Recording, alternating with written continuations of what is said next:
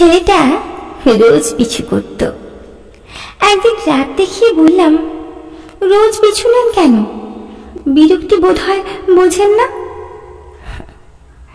ছেলেটার মুখ ফ্যাকাশে হয়ে গেল। দেখেই বোঝা যাচ্ছে প্রচন্ড ভয় পেয়েছে। তাই আর কিছু বললাম না। পরের দিন আবারও ছেলেটা হাজির। রোজ একটা ছেলে চোখে চোখে রাখলে অস্বস্তির সীমা থাকে না। আবারও ডাকলাম, এই ছেলে, এদিকে আসুন।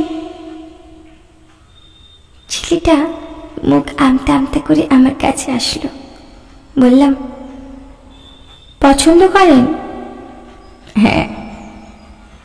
যেন পিছু না করে তাই মিথ্যে বললাম, আমি প্রেমিক আছে জানেন?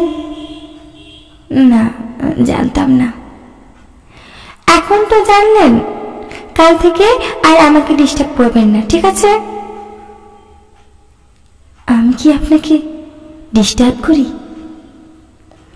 রোজ পিছু নেন, এটা ডিস্টার্ব না? আর পিছু নেব না, এখানে দাঁড়িয়ে শুধু দেখব। ইচ্ছে করছিল কঠিন কিছু কথা শুনিয়ে দিতে। আজ ওয়ার্নিং দিলাম, কালকেও যদি এখানে দেখি তাহলে বকে দেব। পরের দিন আবারও ছেলেটা দাঁড়িয়ে। বললাম, আজব তো, পাগল নাকি আপনি? আমার প্রেমিক আছে, তাও কেন রোজ দেখেন? দেখলেও তো কোনো লাভ হবে না। আমি খুব লয়াল, ওকে ছাড়া আমি কাউকে ভালোবাসবো না।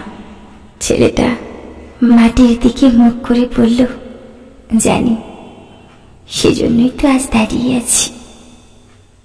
মানে? সত্যিকারের ভালোবাসা তো কেউ আর বোঝে না। আমার বিশ্বাস আপনার প্রেমিকও আপনাকে বুঝবে না।